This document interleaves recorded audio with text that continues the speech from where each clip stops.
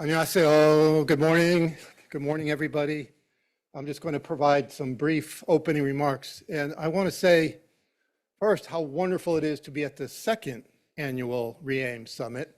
And I want to thank our South Korean hosts for doing such an excellent job picking up where the Netherlands left off last year.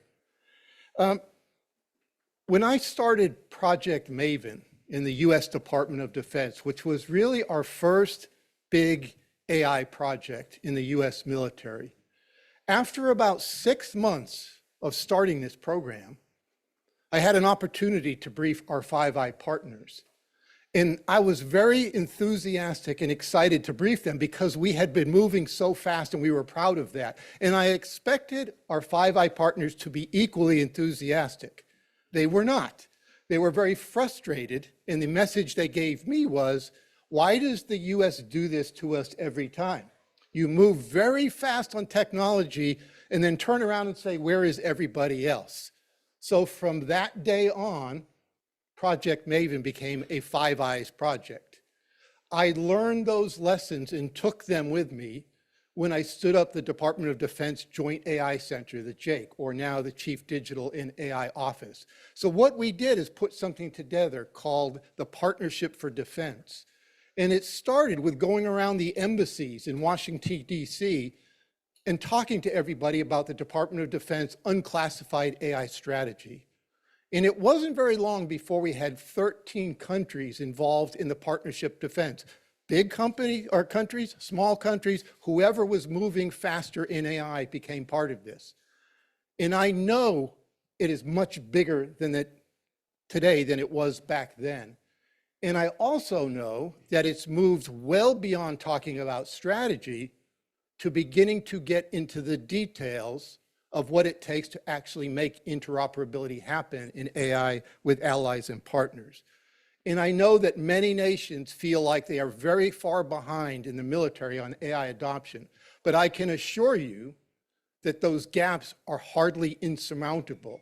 This is actually an excellent time to move forward together to understand what interoperability means.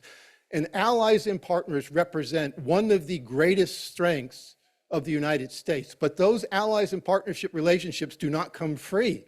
There is a great amount of work that has to happen up front to be able to do it when a crisis or a conflict happens. So when I think about AI, I look at interoperability in 5 primary categories. First is data. Data has become so important to AI model development that I put data in its own category for interoperability. Second is hardware. We have worked together on hardware interoperability for many decades, but today we just have to remember that hardware now includes information technology networks and architectures. Third is software. Again, we have worked with allies and partners for many years on software, but what is different today is we're now talking about AI models being part of the software, and AI is different enough that it needs to be included as part of software and interoperability. And fourth, might sound a little unusual, is policies interoperability. What are the concerns or conditions each country puts on the ability of their militaries to work with other allies and partners when those other countries are using AI? And we don't just mean lethal autonomous weapon system, although that's going to get most of attention, but any kind of AI in the military. And then fifth, and I would say probably most important, although it's the least tangible of all, is trust. Trust and interoperability probably don't go together in most conversations, but I think it is an essential starting condition for AI integration in various militaries around the world. Does the military commander of a combined joint task force trust another country's military forces to use AI when they don't know anything about what that AI can and cannot do? So I think it's a really important starting point is to have this trust discussion. And trust requires so much preparatory work and combined participation. And how do you do that? Exercises, tabletop events, simulations, war games, and experiments. We should never, ever, ever want the United States and its allies and partners to suddenly find out for the first time that they have problems in one of those 5 or all of those 5 areas of interoperability. So I look forward to hearing from the esteemed members of this panel, Dr. Robarts, Ada-san, Dr. Kwok, and Dr. Johnson, moderated so well by General Retired Paul Lyons, about what it's going to take to build an AI interoperability framework for allies and partners that goes well beyond AI development, and what does it mean to be interoperable in peacetime, crisis, and then conflict. So with that, as a frame setter, Paul, I turn it over to you. Thank you.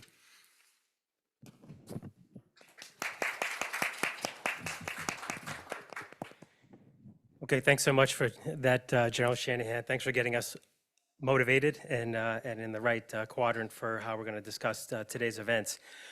First of all, thanks to everybody for coming. I'd like up front to thank the Ministry of Foreign Affairs and the Ministry of National Defense for all the great work behind the scenes that makes this possible. The SCSP, the Special Competitive Studies Project, we have put on events like this. It's an immense amount of work behind the scenes, so well done. We're all here. Let's go.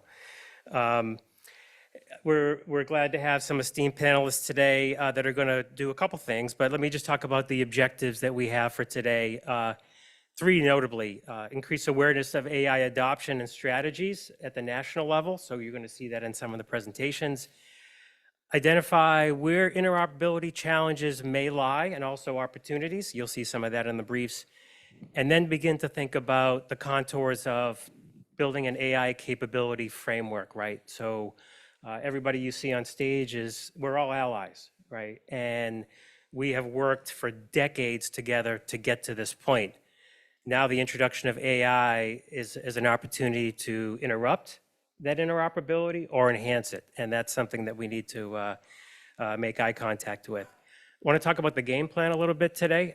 So we're going to begin with 10 minutes each from a national perspective, from roughly 11:10 to 11:50. And we're joined with our esteemed colleagues, which I thank them for traveling to be with us today. From Australia, Dr. Paul Robarts, Chief Data Integration Officer from the Department of Defense. From Japan, Mr. Shenpai Ada, Director, Cyber Buildup Planning Division, Ministry of Defense. From South Korea, Dr. Kiho Kwok, Chief Technology Officer, Defense Artificial Intelligence Center, Ministry of Defense.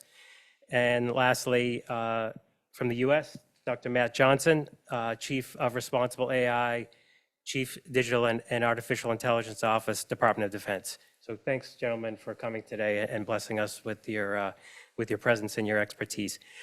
After they present their briefs, I will go into a series of moderated questions, and we'll navigate those. And then we're going to open it up to the audience for Q&A thereafter. And then we'll wrap it up. But the goal is to get at those 3 objectives that I talked about. And again, look at from a national level, the perspectives, but from the allied interoperability level, where do interoperability challenges pose themselves and where do opportunities exist as well. So I will turn it over to Dr. Paul Robarts to begin the first presentation. Paul, over to you. Thanks very much, Paul, and thanks for organising this panel session for us here today. Also, I'd like to pass my thanks to the South Koreans for hosting such a great event here. So thanks also, Jack, for the opening comments and reinforcing the theme of data in this. Obviously, I have quite an interest in this space, being the Chief Data Integration Officer for Australia. But through this presentation, I want to talk a little bit about that connection between data and AI and the importance of building trusted AI through trusted data here as well. So a little bit of scene setting here. Earlier this year, the Australian government released the National Defence Strategy and the Integrated Investment Program. The National Defence Strategy sets out our strategic direction for defence in Australia. The Integrated Investment Plan outlines the investment that Australian government will make in the capabilities for defence in Australia. I won't go into all of this in detail because, as you'd expect, there's quite a bit in these documents. They are available online. But I do want to emphasise the importance of accelerating the adoption of that emerging technology, and that's a very strong theme that comes through in there. And in fact, it outlines the importance of accelerating AI as one of those technologies that can give us an advantage here. Underneath the National Defence Strategy, and also very much aligned to Jack's opening comments there, we have two other strategies.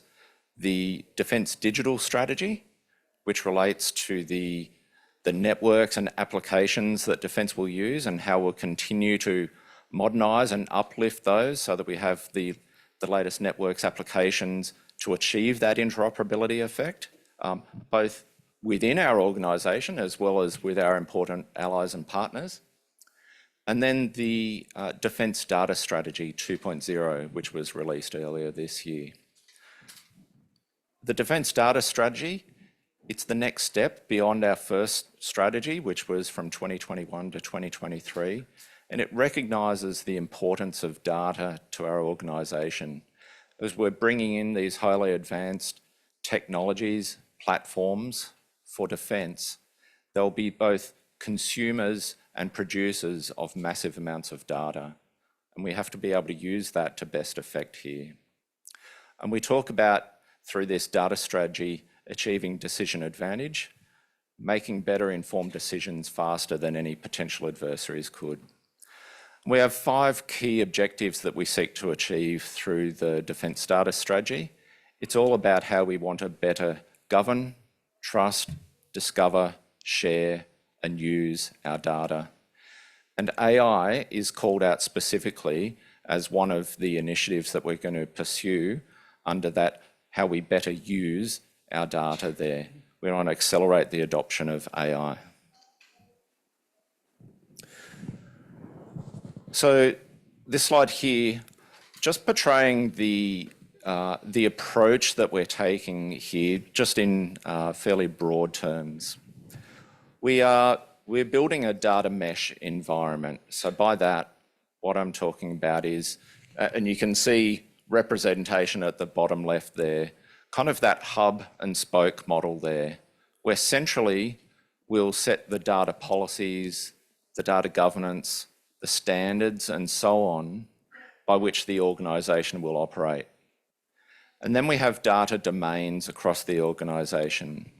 And they're the different elements of the organisation: human resources, finance, logistics, supply chain, and so on.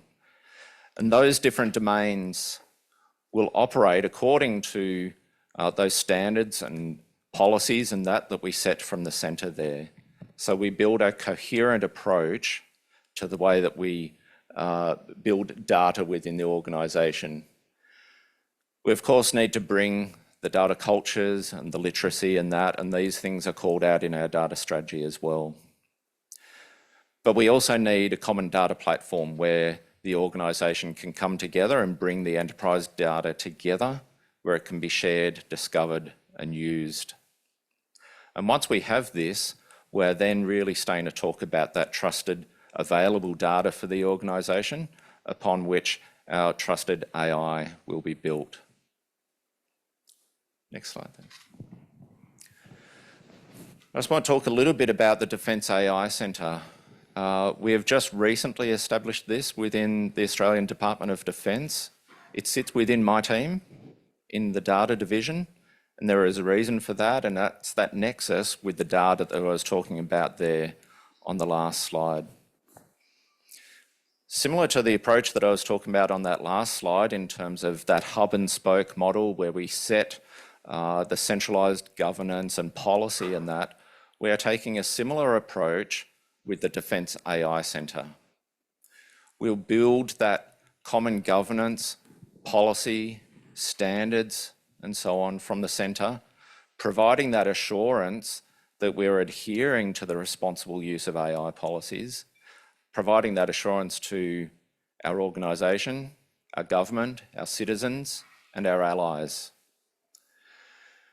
And then we'll operate that from the centre, but across the organisation, they will then be in many pockets across the organization, developing the AI models and applications that are needed for land, maritime, air, space, and cyber. This slide here lists some of the key responsibilities that will be operating from that hub of the Defence AI Centre.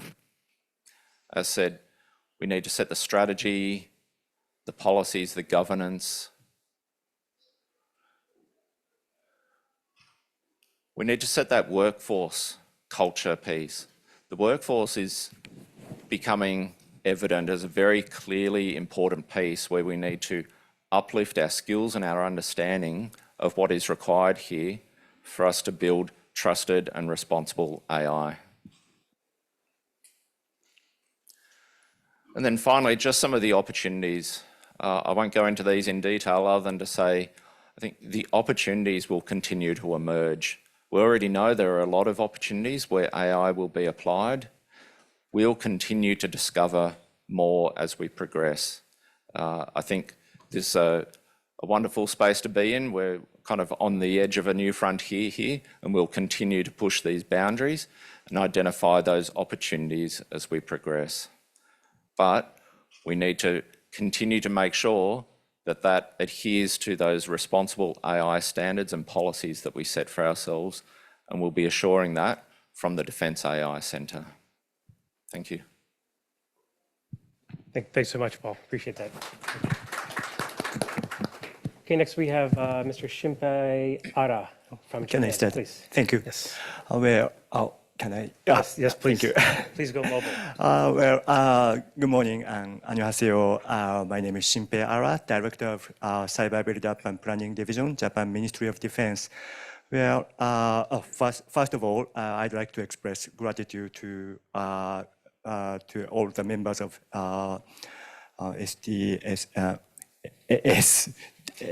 sorry about that. It's okay. Yeah, SDSP. SDSP for giving me this honorable opportunity, and also I'd like to thank the ROK government for hosting. I must admit that I'm a little bit nervous today because among the panelists today, I'm the only one who is not an expert in AI technology.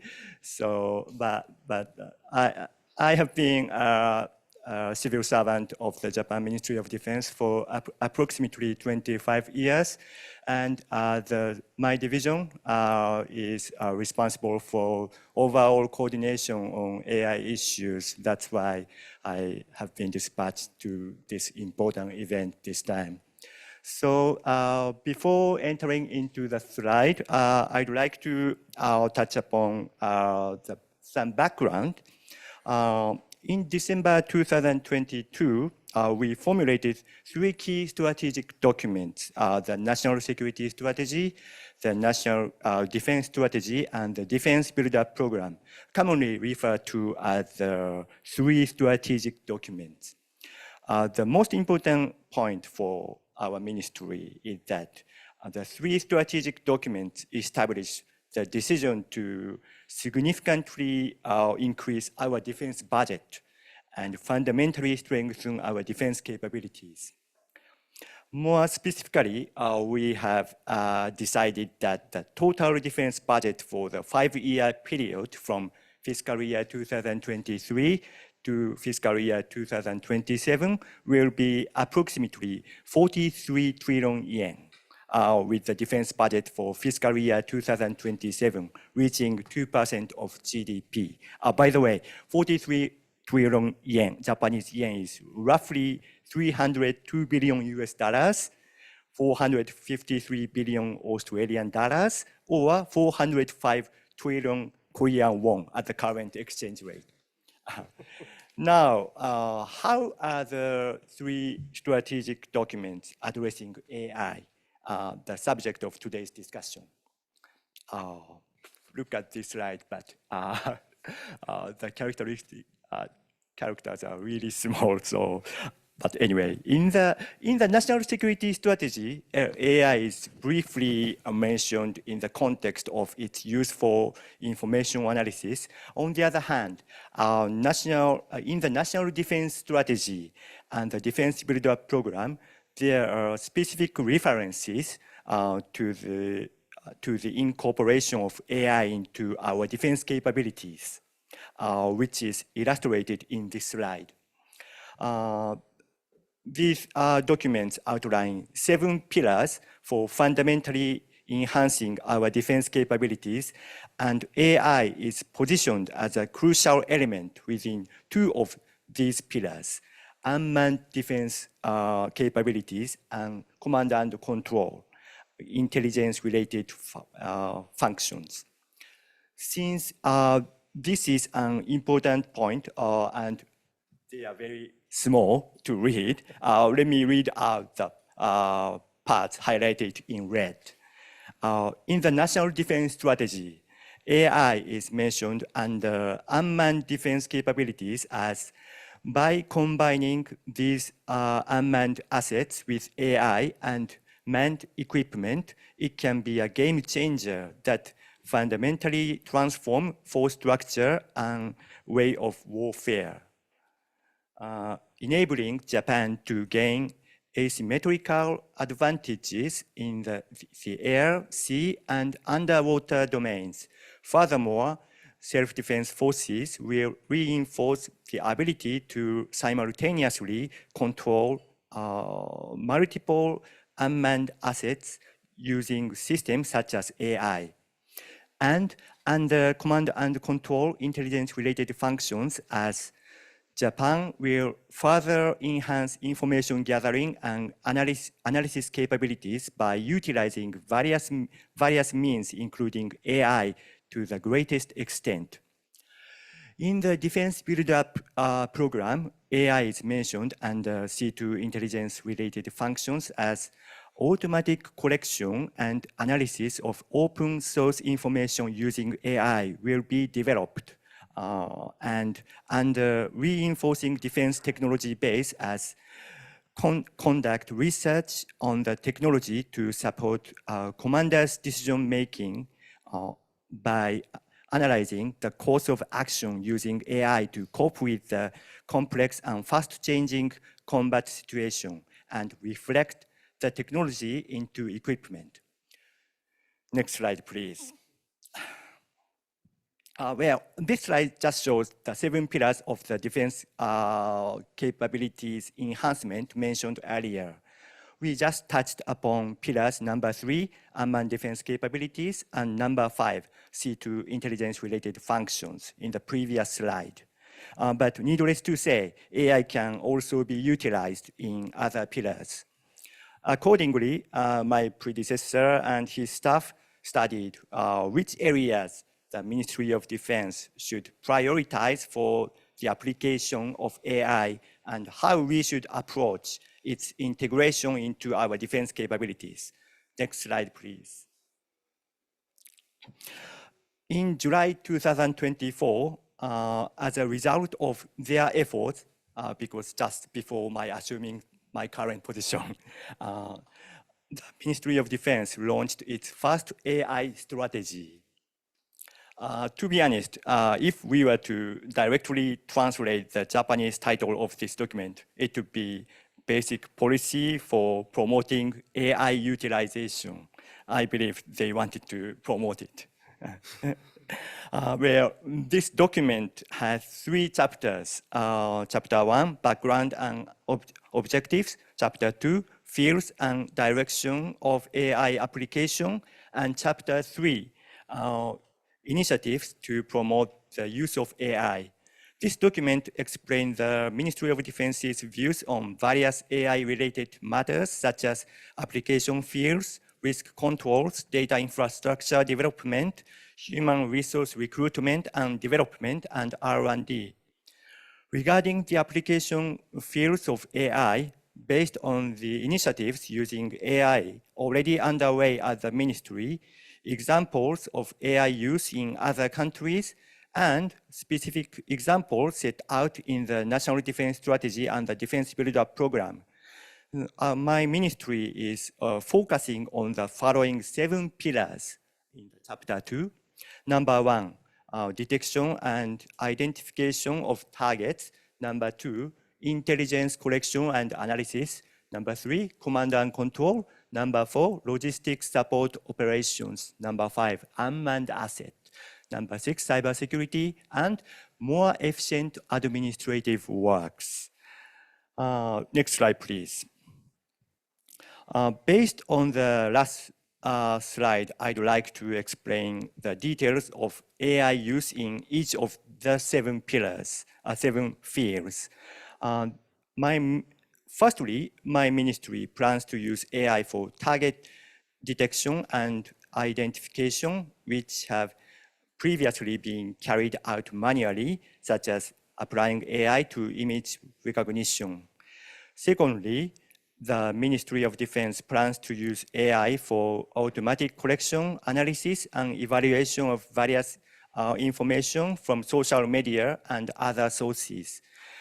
Regarding C2, the Ministry of Defense plans to improve the computation base for the deep learning function and the development of an evaluation environment to support commanders' swift decision-making.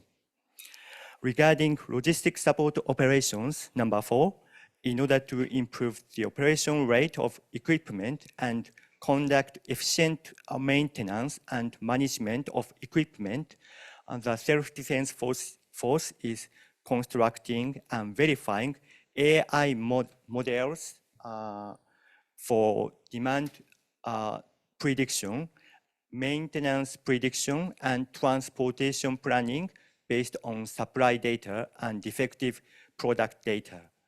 Regarding unmanned asset, number 5, the Defense Ministry is currently conducting research on behavior judgment technology and control systems with the aim of improving unmanned asset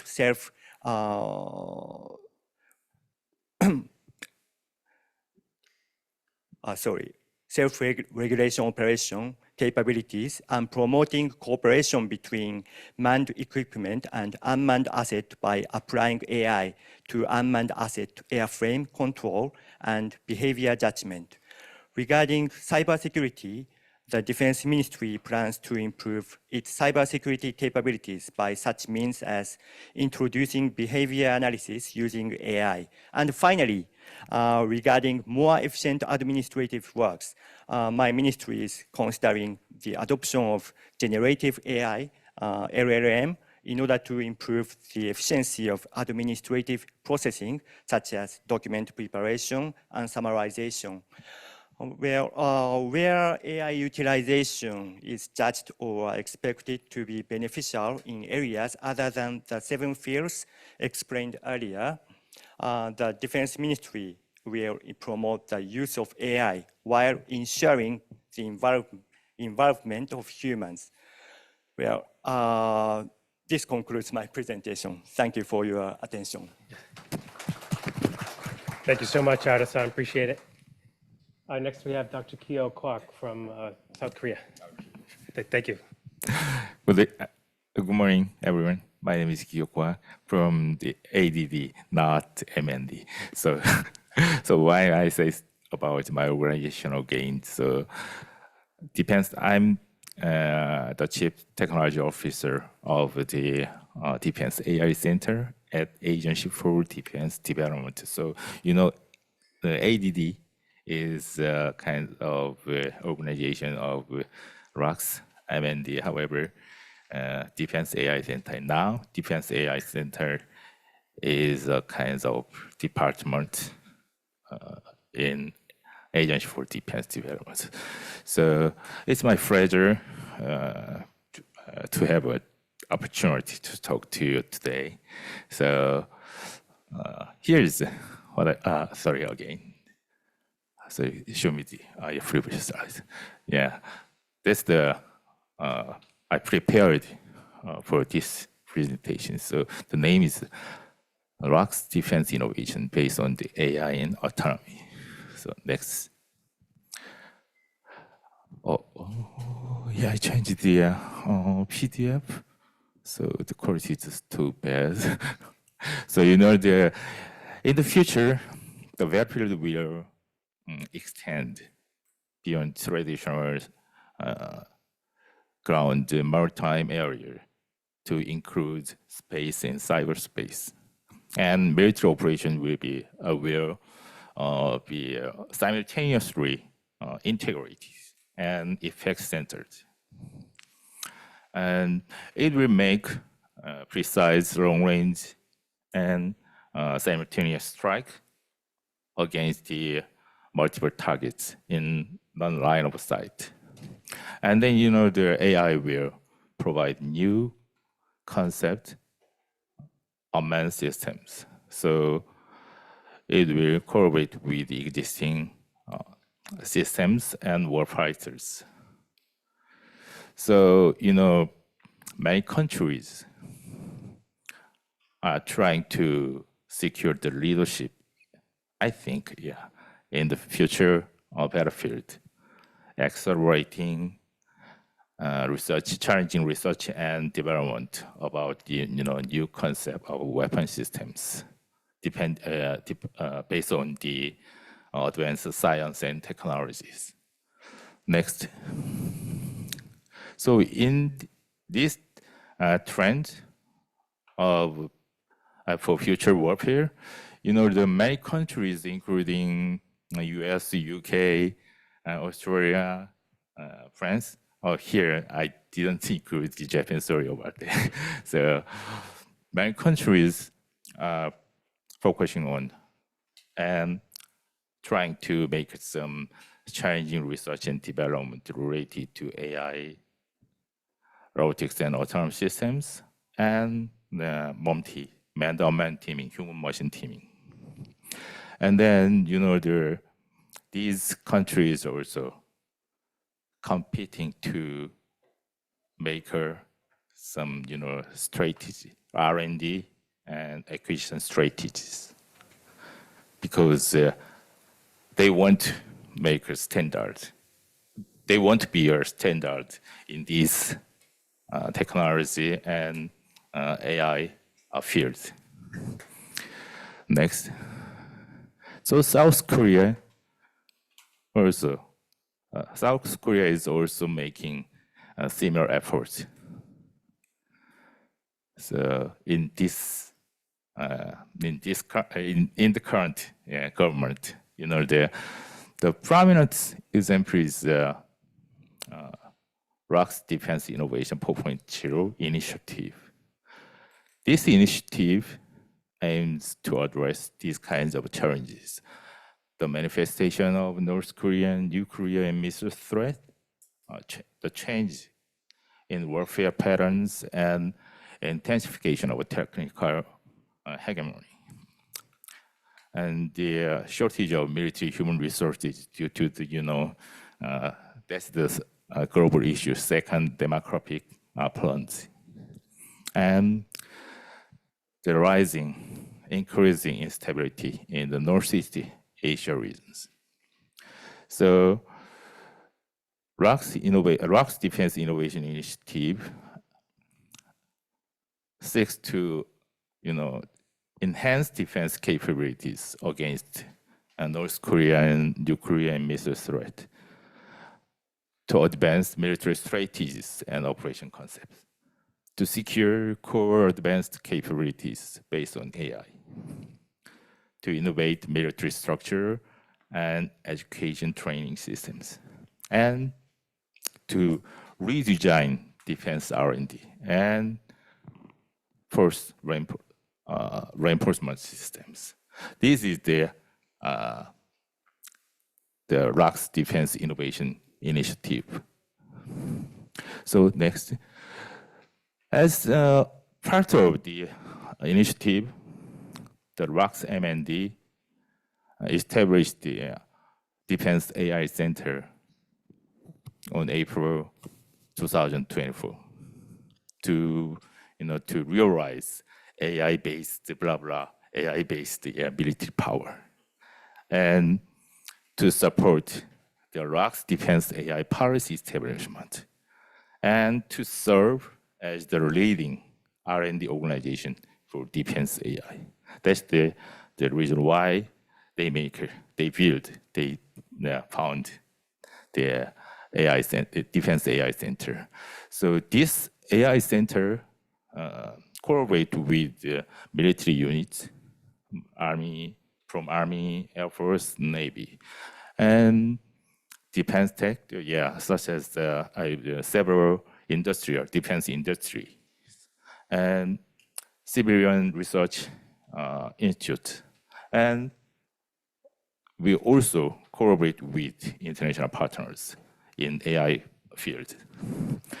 And then we are focusing on to make the practical task, such as intelligent ISR systems and man-to-man teaming and AI-enabled hyper-connected system and so on. So through these kinds of efforts, we want to accelerate military operations and to maximize operational capabilities. Next. So to do that, to achieve our mission and goal, the AI center, the Defense AI Center, consists of several teams to support these kinds of research and development and project planning. So, for example, data infrastructure team manage and control data-related work, policy, and research and development in this center. And then we also trying to build some architecture for AI and autonomy. And then make some several algorithms, technologies, and systems. Maybe I think you already saw the autonomous tunnel exploration robot and second pro. Yeah, that's the kinds of our product base, which definitely we are developed, not with the collaboration with the US to make some exploration technology. So which means we want to make an autonomous robot that can explore in adverse tunnel or underground facilities autonomously. So, and then, so I think we're main role is to find ways to leverage AI technology and AI-related functions rapidly and responsibly to address problems in military areas, logistics, cyber, ISR, space area, land, maritime, and so on. So next.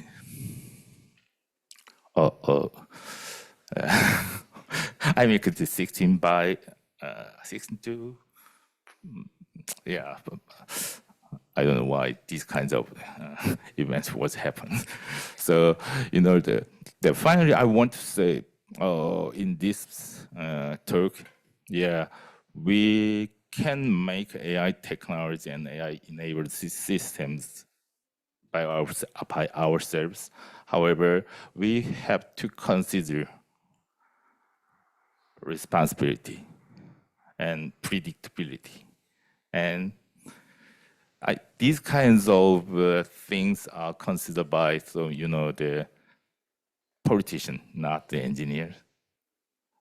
And I think engineers should consider how to make trusted AI-based systems, not responsible. So it's just my thought. So because many AI and AI technologies and AI-enabled system will cooperate with existing manned system and warriors. So we should definitely consider these kinds of limitation, and we have to predict how AI technologies and AI-based systems will behave in real operations. And then we ensure that these kinds of technology and systems will be controlled by humans, always. So in order to secure, this is these kinds of discussion. I forgot. Yeah, like the REAIM Summit. This is a very important event to discuss about these kinds of issues with the international partners. So we can make a consensus about these issues by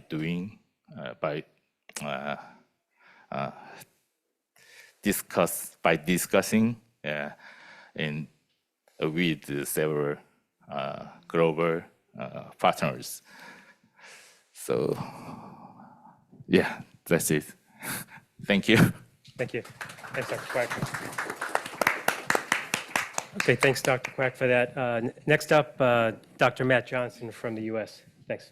Great, thank you so much. And thank you so much to the conference organizers, ROC MOFA and MND, for this really important conference, and to my esteemed panelists and to SCSP for putting on this panel on such a critical and timely topic. We know that the future of warfighting is combined, and therefore the future of deterrence is combined, and interoperability is such a key piece of that, and it's such a difficult topic. So I really appreciate all of the thoughtful framing that has gone into this session, and to my esteemed panelists for their really thoughtful remarks. And I hope we will be able to make some really meaningful progress in this session on such an important topic. So my name is Matt Johnson. I'm the Chief of Responsible AI for the department. So my division is responsible for ensuring the department has the appropriate tools, best practices, governance and policy, culture, and also partnerships to be doing AI responsibly.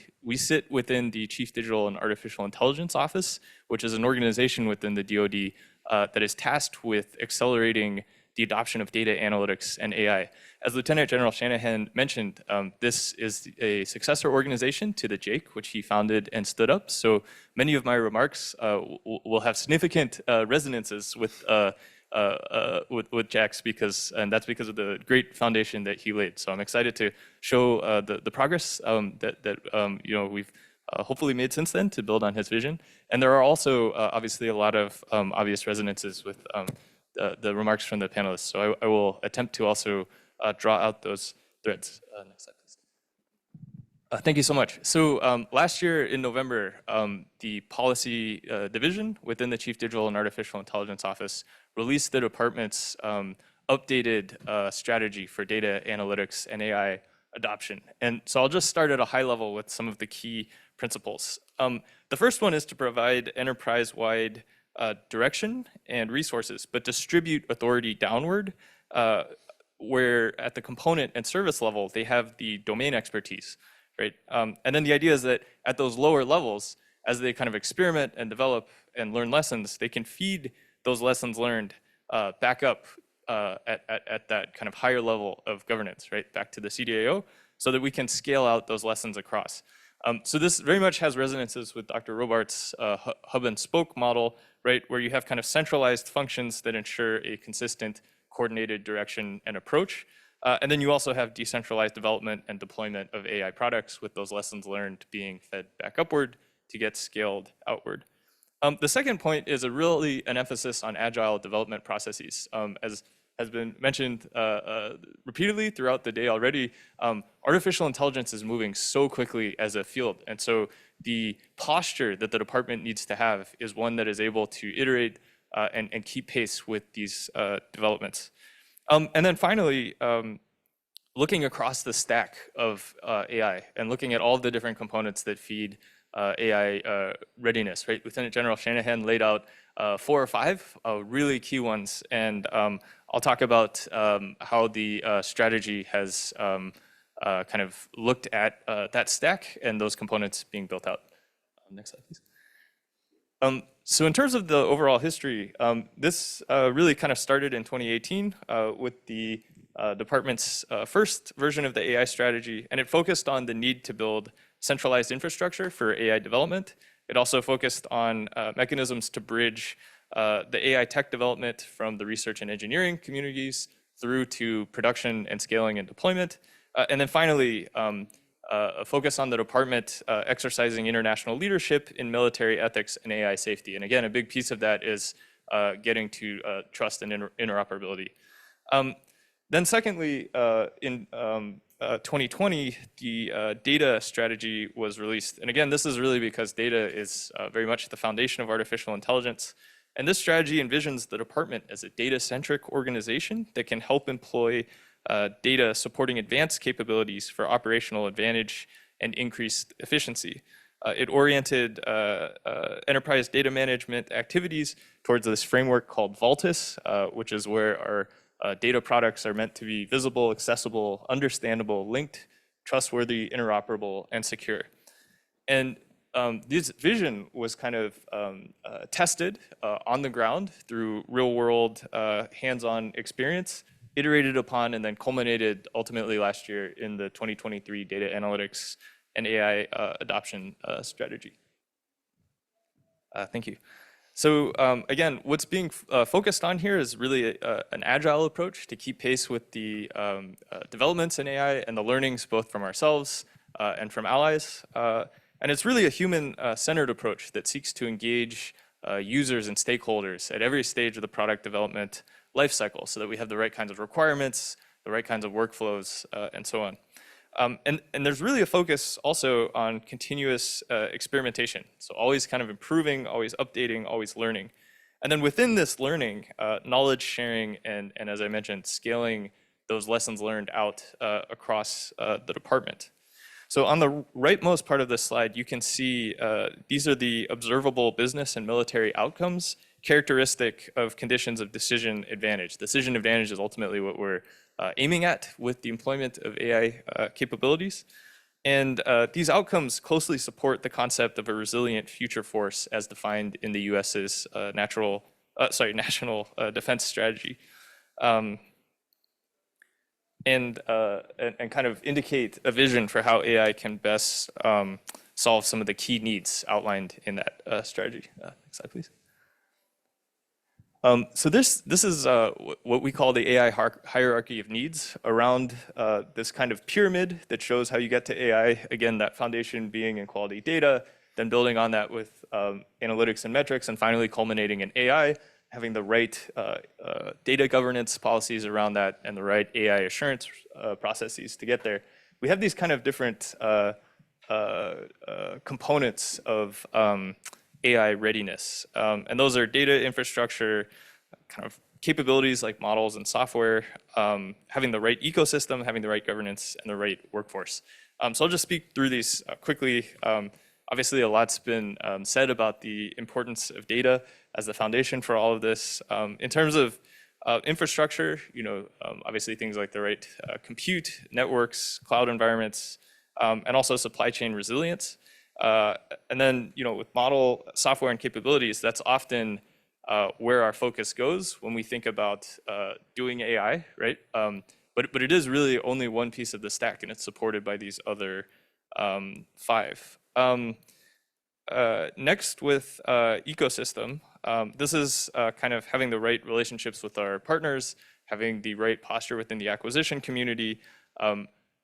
We recently had appointed a new head of the CDAO, Dr. Radha Plum. She will be speaking at the next plenary this afternoon. And she's recently announced this new approach to acquisitions called Open Dagger. That's a new acquisitions approach to advance a marketplace of data-driven tech stacks that also improves the open data standards architecture, right? So this kind of ecosystem piece is really looking at how do we get the right construct with our industry partners and our acquisitions vehicles so that we can get to things like interoperability and agility faster. And OpenDagger's a major piece of that, and there will be more information about that coming out shortly. Next, governance. As I mentioned, the approach is very much kind of coordination at the top, but driven from below, and really focused on removing policy barriers, right? And I think the interesting thing about policy barriers to AI adoption is often we think of policy as, we incorrectly think of policy as creating barriers to AI adoption. But actually what we found, and we've also found this in talking and working closely with our allies, is the opposite. It's actually more often than not the absence of policy that creates those barriers to adoption, because your risk owners are not provided with the assurance to be forward-leaning, right? Your senior leaders aren't going to require something that they don't fully understand and they don't trust. Your authorizing officials and are not going to be authorizing systems where they don't understand how the risk has been identified, characterized, and mitigated. And finally, your end users, if they haven't been provided assurance that this is going to be safe and performant, they also won't use it. So actually, often removing those policy barriers is not a question of taking policy away or reinflecting policy. It's actually putting policy in place so that we have the right risk management processes. And it actually, as an example of that, my team just wrote the department's policy on generative AI and large language models.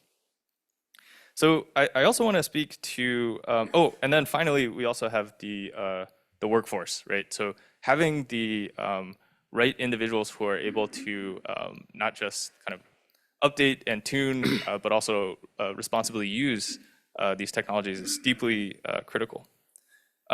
So I think there's also one misconception I want to speak to, which is where I think thinking across this overall stack of AI readiness is so critical.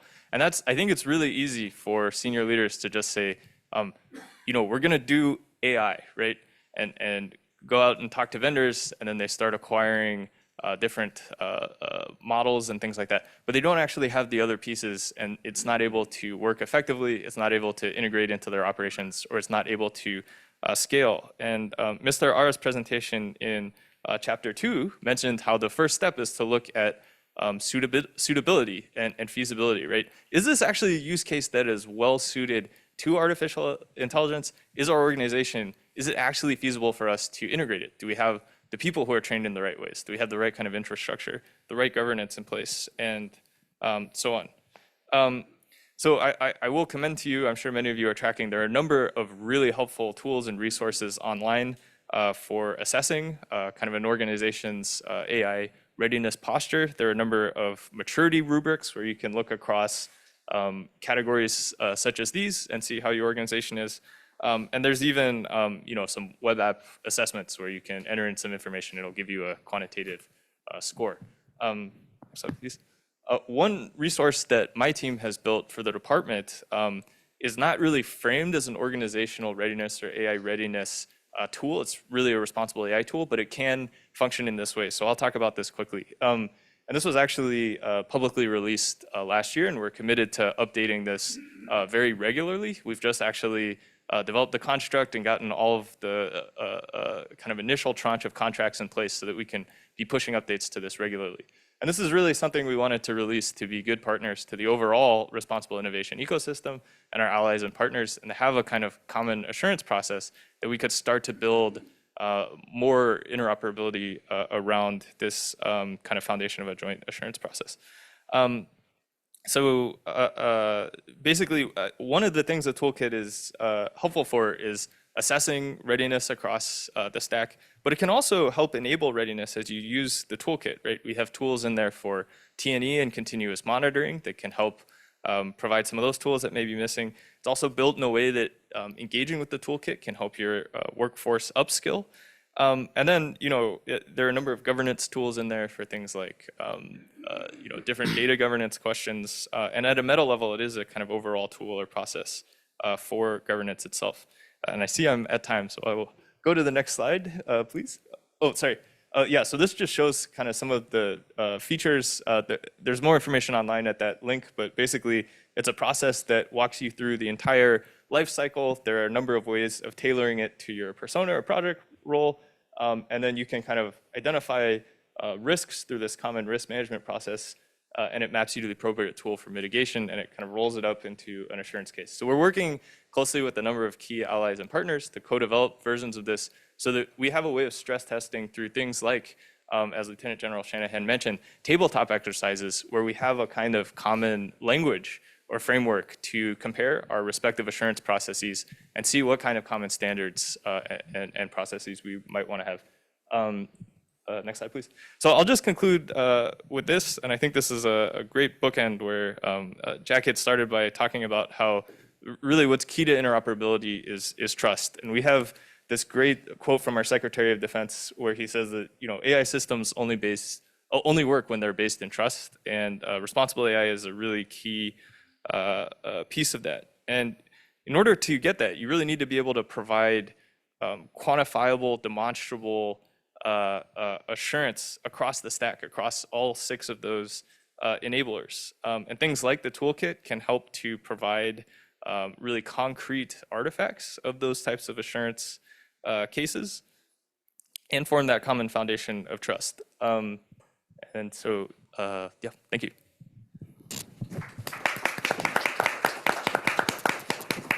Okay, thank you so much, Dr. Johnson, for that. Since you waited to last to go to give your presentation, we're going to give you the first question. So it's on the notion of speed and scale. We've talked a lot about in the briefs, which were fabulously done, about capabilities and the scale of the AI, both challenge and opportunity. But there's also this notion of urgency and the pace. So from the US perspective, what strategies could we put in place to make sure that we maintain combined and joint capability based on the trust and the decades of interoperability that we have, and make sure that we maintain that fight tonight mentality when AI comes to play?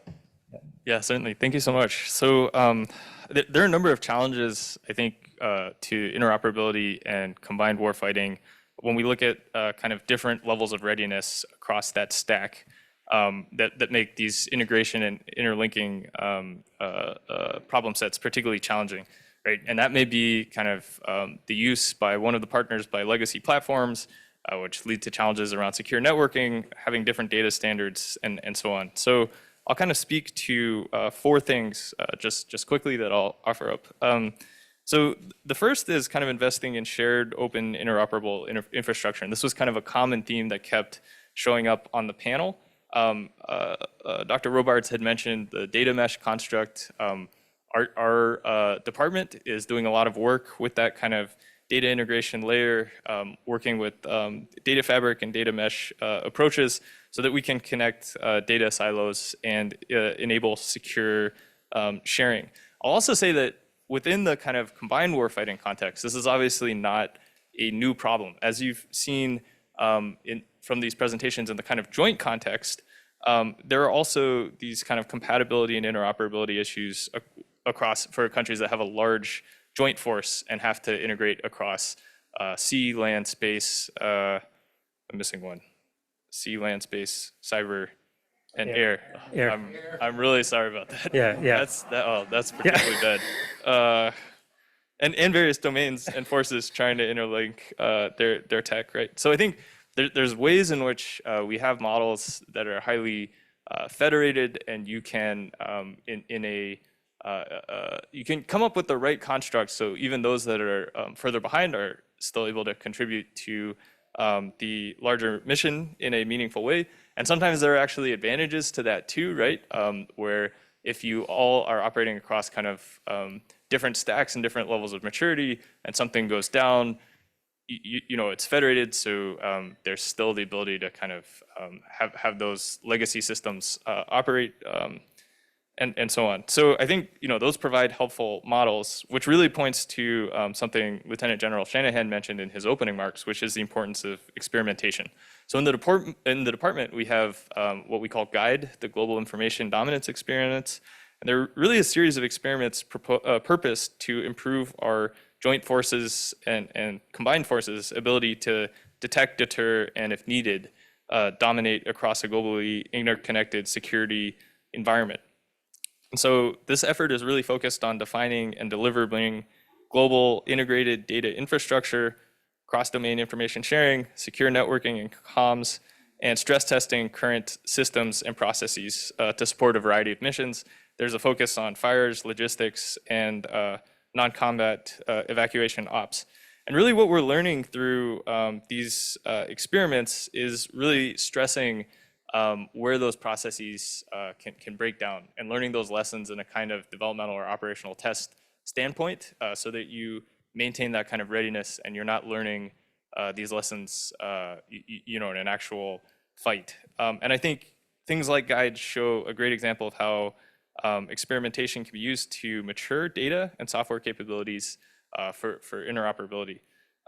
Just the last two I'll speak to. One of the things that often comes up in this space is that countries at earlier stages of the readiness journey will often say that, as we push for interoperability and the countries that are more advanced put in place these standards and assurance requirements, it can have chilling effects on those that are less advanced, right? Because there are now these new requirements for certain data requirements, for certain T&E requirements, and they just don't have the resources. And so within the department, we've been really committed to trying to share as many of our test and evaluation tools and best practices and so on, and really emphasize this knowledge sharing so that we can help bridge that delta. And I think one of the things that's really key about that is those countries that are further behind, actually, it's much easier for them to close the gap because those that were further ahead were kind of figuring it out, inventing the wheel, right? And they can kind of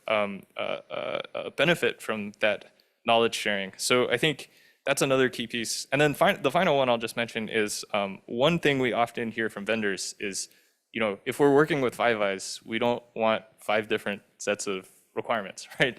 Or if we're working bilaterally or trilaterally, we don't want 3 different sets of requirements. So I think insofar as we are hugely dependent on industry for the most cutting edge capabilities, I think it is also really important that we develop these interoperability kind of standards and shared processes so that it's much easier for, in a procurement setting, for industry to meet kind of common shared foundations rather than having to hit multiple ones to support a common project across a combined force.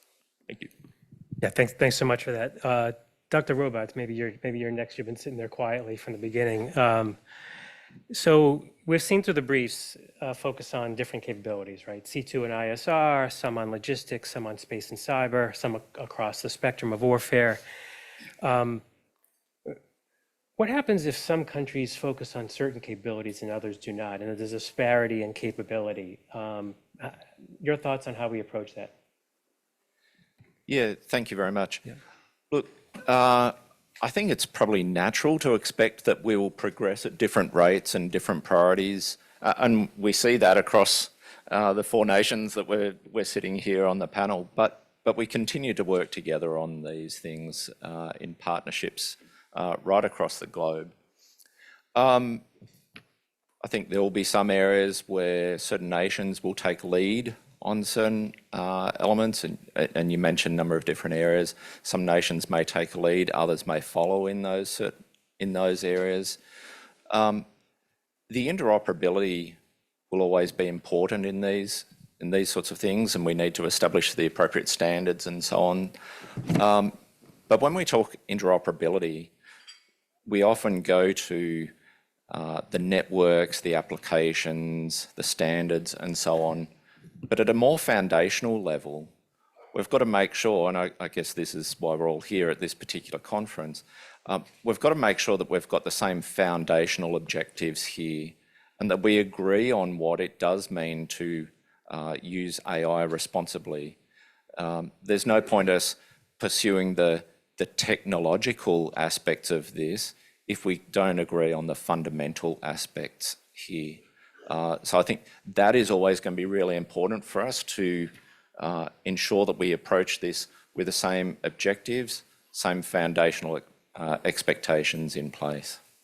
Thanks so much for that. Dr. Quack, you're up next. A question for you. So all the countries represented on the panel here, both bilaterally and in a combined format, we operate well together. That I've made several points here that this is trust built over and capability built over decades. But AI is that new frontier. Is there a particular mission or test bed that maybe we should focus on, to the points that Dr. Robards just made, that maybe we already come to the table with those shared values, but maybe we should learn as we go together in a certain area? Your thoughts? Yeah. Yes, actually, frankly speaking, I'm an engineer and researcher, so it's very difficult to answer correctly about your question. So, in my experience, yes, there are several mission sets that we can serve as test beds for AI. So, this includes things like intelligence, surveillance, and reconnaissance missions, operations of RAS, robotics and autonomous systems, and as you said, cyber defense mission, command and control missions, something like that. So, so in order to responsibly and effectively use AI technology, I think we need a safe and controlled environment to test and evaluate the performance of AI in defense areas. So,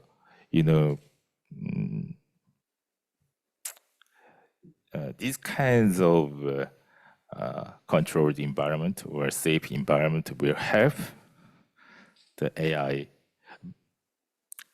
will be predictable, and we can control the AI.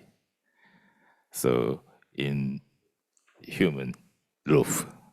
So, for example, the ISR mission, intelligence, surveillance, and reconnaissance missions, we gather lots of massive volumes of information and data from several sources, satellite, drones, and ground sensors. So in this case, AI can give some benefit by processing data and identifying patterns automatically and providing real-time insight. So, and then, the AI can support commanders by, quickly and accurately giving some information, insight, and ensure the speed and clarity for final decisions. So AI is very helpful sometimes. And these kinds of AI capability will give some, ISR missions a great way to test AI capabilities in defense domains. So, to handle and analyze large amounts of data and information quickly and accurately. So it is very crucial for improving situational awareness in modern military operations. So I think, real military operations are made of a combination of different and unpredictable complex missions. So that's why we need to test and evaluate the performance of AI under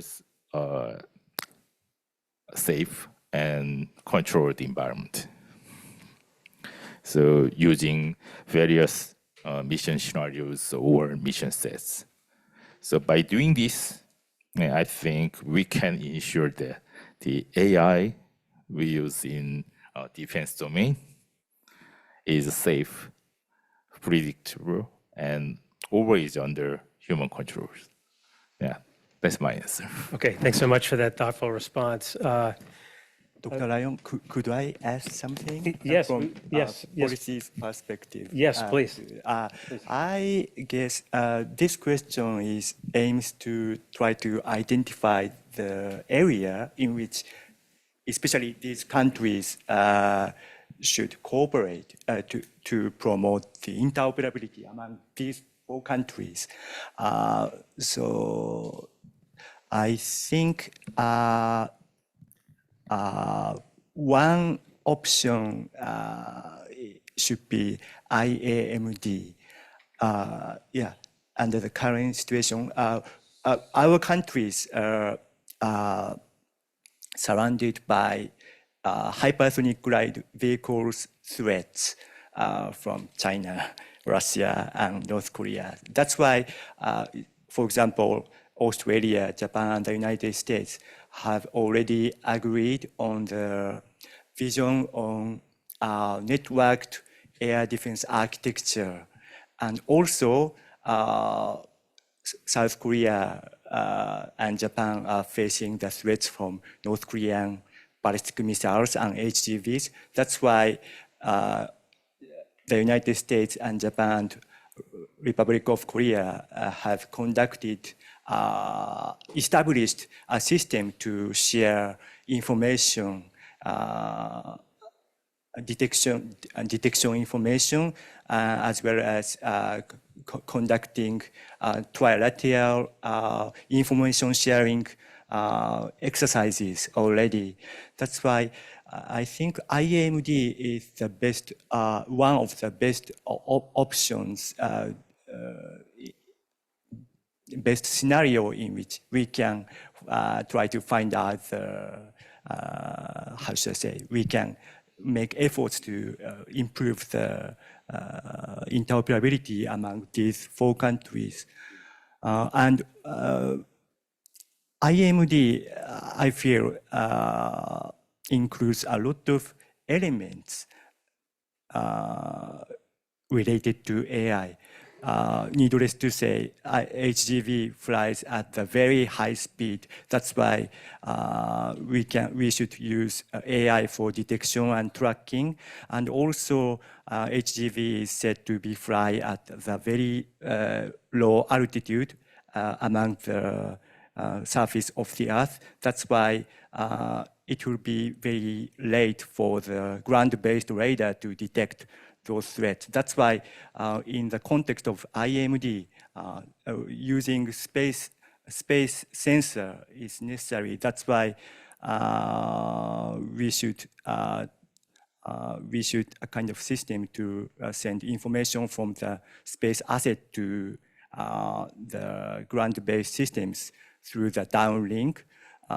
In that case, we need some kind of onboard processing system using AI. So the IMD have the potential for us to improve our interoperability on AI.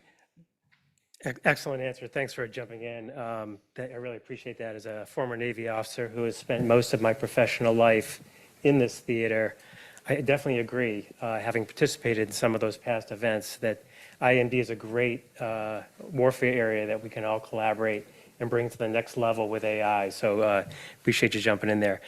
In the interest of time, we're going to kind of change to the Q&A session from the audience. If it's okay with the panelists, we'll go ahead and open it up to the floor for questions. As you have questions, I'd ask that you state your name, your affiliation, and then address either the panel across the board or a specific member. Thank you.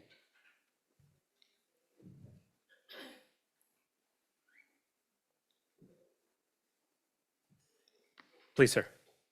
You want to grab the mic? Yep.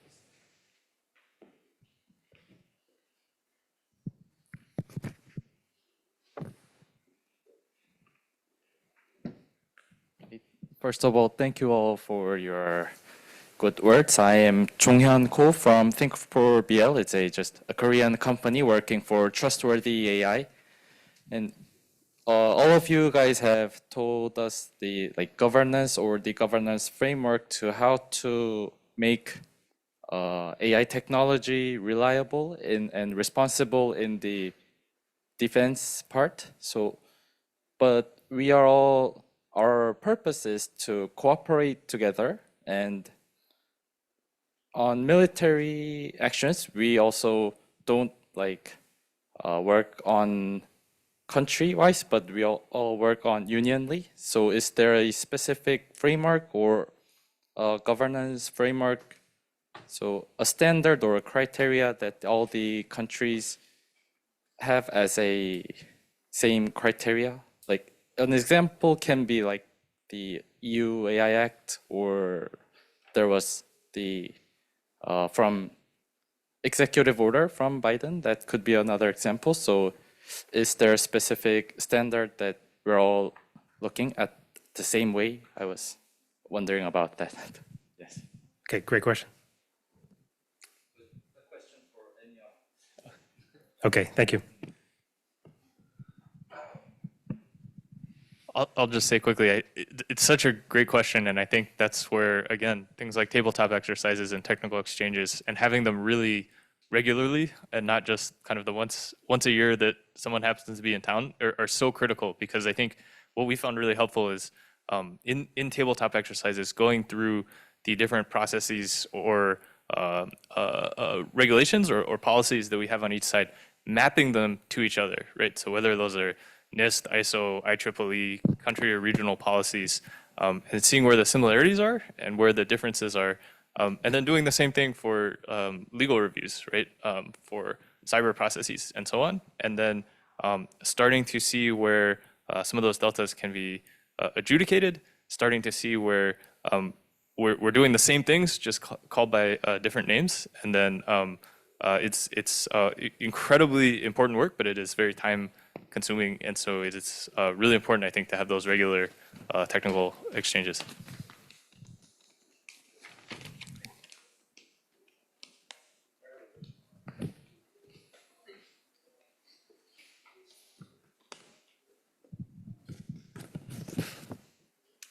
Hi, I'm Young-woo. I'm with Hana Aerospace. Well, first of all, thank you very much your thoughts. It was very interesting, and there's a lot to learn. And by the way, it is an honor to be in the same room with the person who initiated the legendary Maven project. We heard a lot about it. Well, my question is, so the topic of interoperability, and to be really to see that concept working in different countries, particularly allies, and we gotta have some sort of to say about the technology imbalance. So what I'm getting at is, just think about the AI, particularly Gen AI, and there's a lot of company working on the making AI chips to boost the speed and everything, but still dominance is by US. Particularly one company, NVIDIA, has more than 80% of that market. So without having GPU, we even had a chance to talk about the Gen AI these days, right? So we don't have a foundation model at all. And second of all, software-wise, all those foundation models is from the United States. So they share what they learn with other countries so that they can start from there. So those technological imbalance, I don't know. I just want to have your thought. So how are we going to deal with those technological imbalance to make interoperability really works? Maybe Dr. Jones, you may, I'd like to hear about you because you're a delegate from United States. Thank you.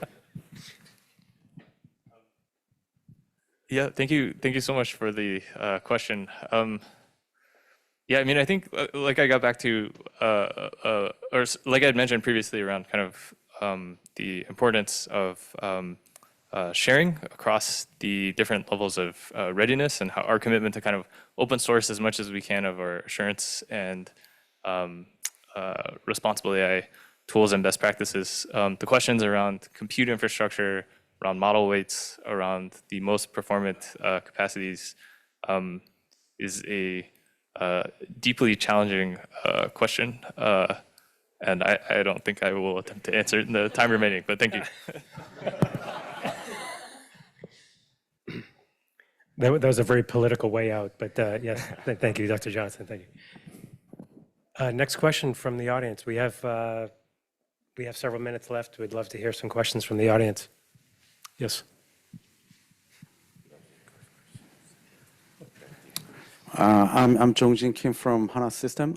Thank you so much for your great presentation. So it looks like we are talking about the interoperability between LIs.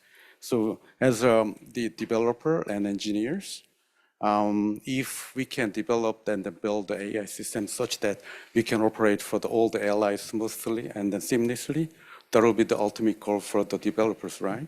So I'm wondering whether you guys have any thought about like how you create a certain common platform between all the LIs so that all the developers and engineers can work with the base as a baseline. Is there any activities and then meaningful the standard things are going on in terms of the interoperability for AI developers and then engineers?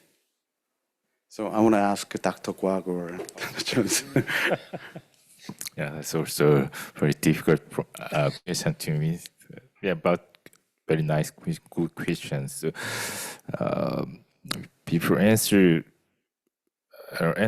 your questions, I think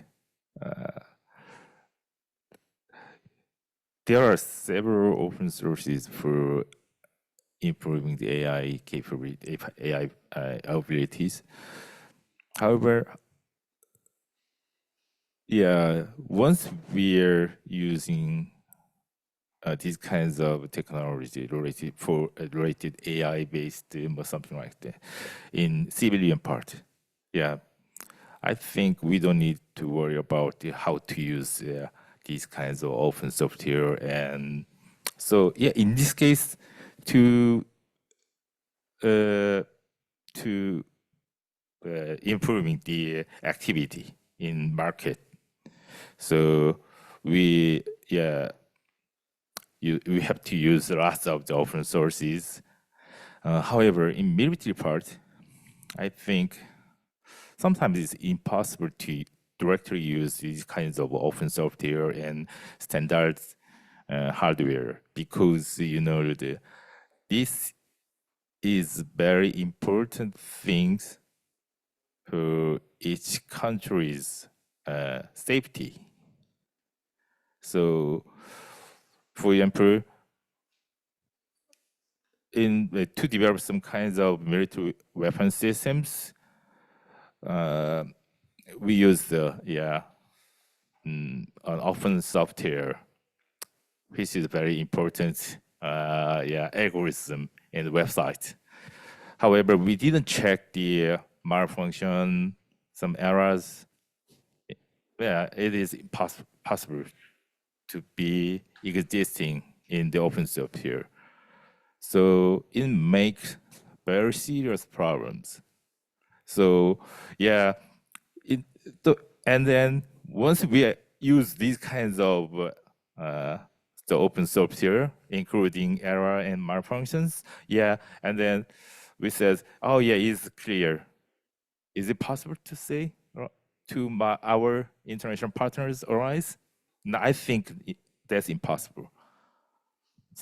So we need to check to these kinds of process. We should make these kinds of process first to check these the software, the algorithms for use military part, and then discuss about how to collaborate with our allies and international partners if we use AI technology, AI algorithms such as the open source theorem or something like that. So I'm not sure this is the correct answer to your question. However, I think always when I was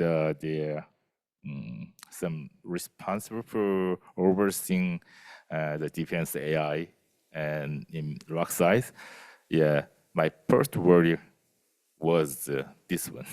So how to solve these kinds of big issues, big problems using the open software and making some standard hardware standard with the international partner and sharing with my defense industries.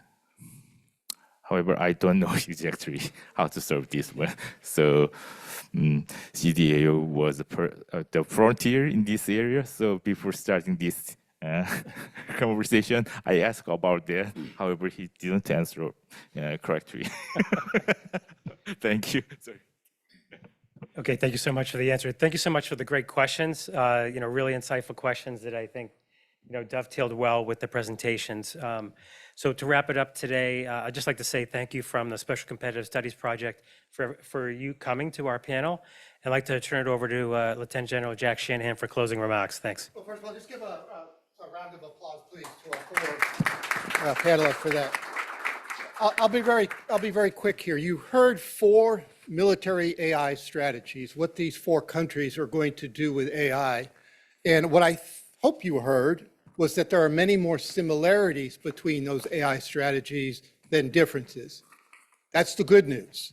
The bad news is all the easy work is done. Now it is those 4 questions or 3 questions were exactly the right questions to ask about what do we mean when we say these things? What is the open source? What are the modular open source? What do the platforms look like? Those are exactly the right questions to ask.